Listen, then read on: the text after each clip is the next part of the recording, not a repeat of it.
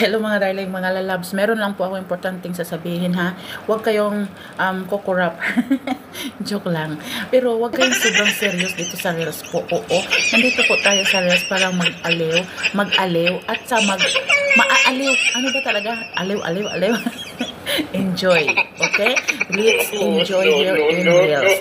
Gumawa man tayo dito ng kahit mga videos, mga reaction, at saka nagpupula man yung mga dashboard natin o kahit ano pa man. Ang mangyari natin dito, tanggapin mo. Kasi decision ni Meta yon, di ba po? Kung ano man ang mga na-restricted niya, hindi po natin hayaan na forever yan. May solve po yan.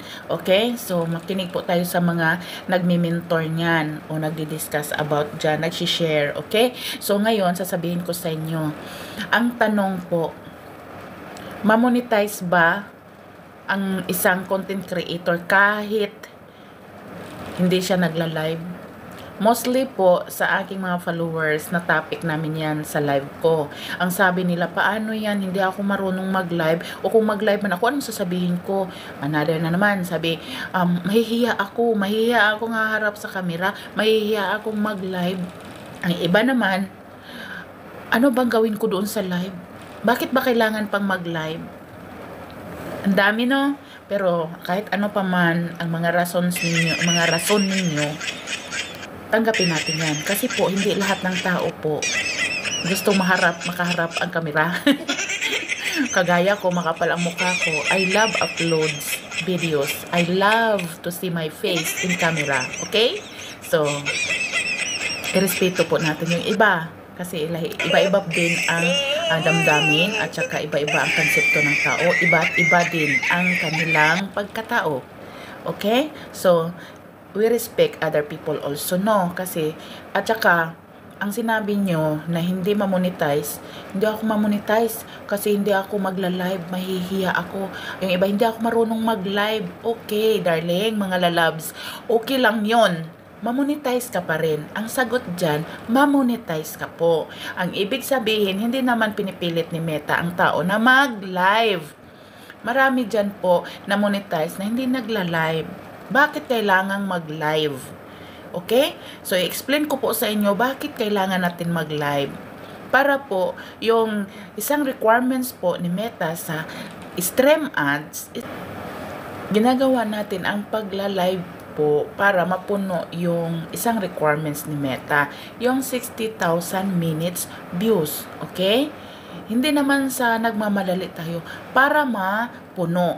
Okay? Kasi doon po, maliban na lang kung mabait kang continuously or consistently ka nag-upload ng mga videos, walang problema doon. Mag-upload ka sa stream ads or mag long form videos, 3 minutes above. Mag-upload ka rin sa Reels, walang problema doon. Okay, gawin mo yan. Okay? Kung ayaw mong mag-live, mamonetize ka pa rin, darling. Pero, mabagal nga lang, matagal mapuno yung 60,000 minutes views mo. Kaya kami, nagla-live kami, wag niyong sabihin na mas maigi ka pa, mas maganda ka pa, kasi marunong kang mag-live o mabuti ka pa kasi may kaya kang mag-live, hindi ka mahihiya magharap sa camera, pero kami mahihiya kami. No problem, darling. Huwag kang mag-live. Walang sa pilitan dito. Walang pilitan. Okay? O kung ayaw mong mag-live, huwag kang mag-live. Okay? Yun lang. Mamonetize ka po. Oo. Mabagal nga lang mapuno yung 16,000 minutes views. Kaya kami, kasi meron na tayong 5,000 followers. Okay? Isa rin yun sa requirements sa stream ads. At saka, meron ka na pong 5 videos na long form videos. Okay, check. At saka, doon tayo nabagalan sa 60,000 minutes views, which is, sinabayan namin ng pagla-live para madaling mapuno yon. Yan lang po ang dahilan kung bakit kailangan naming mag-live. Pero kung ikaw, masipag ka namang mag-upload ng mga video dyan sa Reels at saka sa long form video dyan sa mismong Facebook natin, sa profile natin, gawin nyo po. Okay lang po yan na hindi kayo magla-live. Binigyan ko kayo ng liwanag sa sinasabi ninyo na natatakot kayo na hindi kayo mamonetize. Walang problema yan, darling. Basta masipag ka lang mag-upload. Okay lang yan. Upload ka lang ng upload. Darating ang panahon na matatapos mo yan. Paano mo ma-check kung puno na ba yun? Punta ka po doon sa monetization nyo po. Doon sa mga tools. 'Di ba? Yung meron kayong stream ads.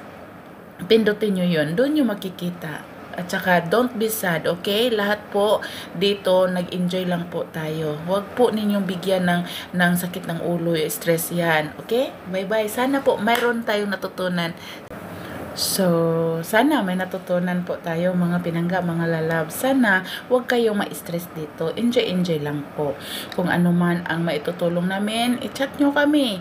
O diba sa live namin, akyat kayo para mapag-usapan natin ang mga tips kung ano ba ang dapat gawin dito sa Reels at saka sa Facebook. Okay? Para ma-monetize. Walang problema po yan.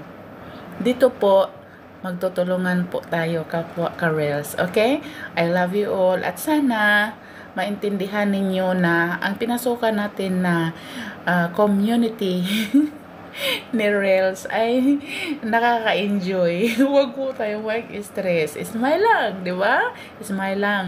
Monetize man tayo, mahindi man, ma-restricted man, o magpula man yung dashboard natin, huwag po tayo magpapikto. Lahat po ng problema dito kay Reels at saka kay Facebook, mapag-usapan yan. So, huwag kayong mag-alala. Nandito po ang inyong kinding girl. Joke lang po yan. So, bye-bye. At saka yung wala dyan naka-follow sa akin, follow na po kayo. At saka kung hindi pa kayo nakapanood ng mga reels ko, patinggan. At saka tingnan nyo po, engage na rin yun. At saka magsaya kayo doon. Okay? I love you all. God bless.